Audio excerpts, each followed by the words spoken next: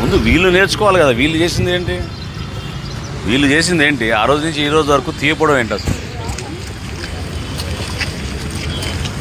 ఒక పని చేయండి, 2 కుర్చీలు తెప్పించండి, ఎక్కడే కూర్చుంటారు, లేకపోతే పని అయ్యేటట్లేదు.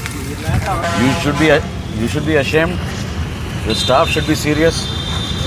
If you don't like to work here you can leave. ఓకేనా? Don't behave like this. Duty లేకుండా, ఒక కాన్షియస్నెస్ లేకుండా ఎందుకు పని చేస్తారు మీరు అసలు? ఎందుకు లిఫ్ట్ చేయలేదు? ట్రాక్టర్లన్నీ ఎక్కడ ఉన్నాయి? జేసీబీ ఎక్కడ ఉంది మంది?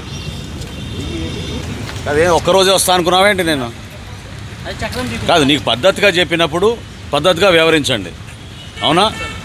నీకు జాగ్రత్తగా తీసేసామని చెప్పాక ఆ రోజు మళ్ళీ అట్లానే వ్యవహరిస్తే ఎట్లా?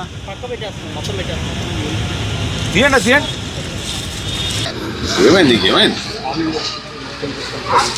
కాదు, నీకు ఒక బాధ్యత ఉంది. ఏం చేశారు మీరు? 48 గంటల తర్వాత మళ్ళీ నేను వస్తే సేమ్ అదే పరిస్థితి. పట్టించుకోరు అసలు. అవన్నీ ఎందుకు లిఫ్ట్ చేయలేదు?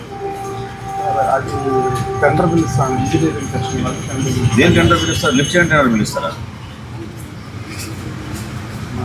మాట్లాడాను సార్. ఎవరు చెప్పారు టెండర్ పిలవాలని దాన్ని లిఫ్ట్ చేయడానికి? మన ఓన్ రిసోర్సెస్ తోటి మన ట్రాక్టర్లు మన జేసీబీతో మనం లిఫ్ట్ చేస్తుంటారు. దాని టెండర్ ఏంటి దానికి? ఎట్లా? ఎక్కడైనా విన్నావా ఇది? మన ట్రాక్టరు మన జేసీబీ మనం లిఫ్ట్ చేస్తుంది, దానికి టెండర్ ఏంటి?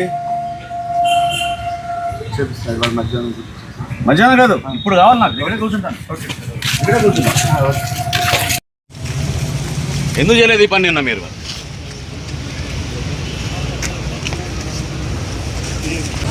మీరందరూ మున్సిపాలిటీ వాళ్ళు అసలు డ్యూటీకి రాబాకండి. మీరు సోకాల్డ్ ఆఫీసర్స్ ఎవరైతే ఉన్నారో మీరు డ్యూటీకి రాబాకండి.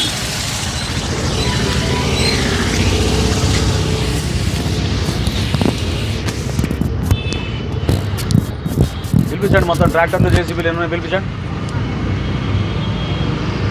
వర్కర్లు ఎక్కడున్నారు?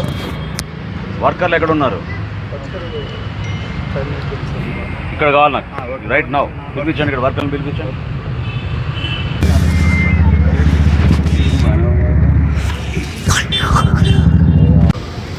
వాళ్ళకి ఏంటంటే ఈ మిగతా వాళ్ళలాగా అనమాట. ఇప్పుడు వస్తే మళ్ళీ ఇంకో 1 నెల రోజుల తర్వాత 2 నెలల తర్వాత వస్తాడే అనుకుని వీళ్ళు అంత తేలికైపోయింది వాళ్ళకి. గవర్నమెంట్ అన్నా వాళ్ళ డ్యూటీ అన్నా చాలా తేలికైపోయింది. ఒక పట్టుదలతో పనిచేయాలి, కమిట్మెంట్ ఉందనేది మీలో లేదు అసలు. 5 సంవత్సరాలు మిమ్మల్ని ఇట్లా చేసేసింది.